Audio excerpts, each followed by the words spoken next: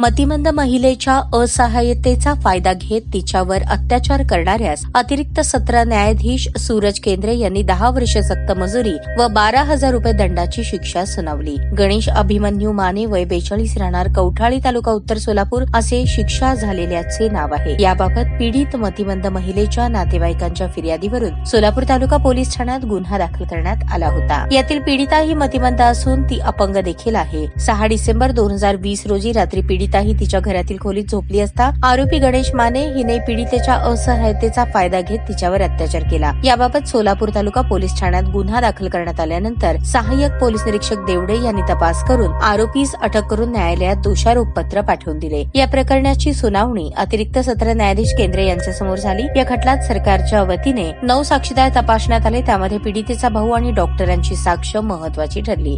सरकारी वकिलांचा महत्वपूर्ण युक्तिवाद ग्राह्य धरून न्यायाधीश केंद्रे यांनी आरोपी गणेश माने यास बलात्कार प्रकरणी 10 वर्ष सक्त मजुरी, 10,000 रुपये दंड आणि दंड न भरल्यास 3 महिने साधी कैद, भारतीय दंडविधान 323 मध्ये 1 वर्ष सक्त मजुरी, 1,000 रुपये दंड आणि दंड न भरल्यास 1 महिना साधी कैद आणि अपंग व्यक्तीचे अधिकार कायदा कलम 92 नुसार 1 वर्ष सक्त मजुरी, 1,000 रुपये दंड न भरल्यास 1 महिन्यास साध्या कैदेची शिक्षा सुनावली। या प्रकरणी सरकारच्या वतीने अॅडव्होकेट शीतल डोके यांनी तर आरोपीच्या वतीने अॅडव्होकेट सागर पवार यांनी काम पाहिले। कोर्ट पैरवी म्हणून महिला पोलीस कर्मचारी रंजना जमादार यांनी काम पाहिले।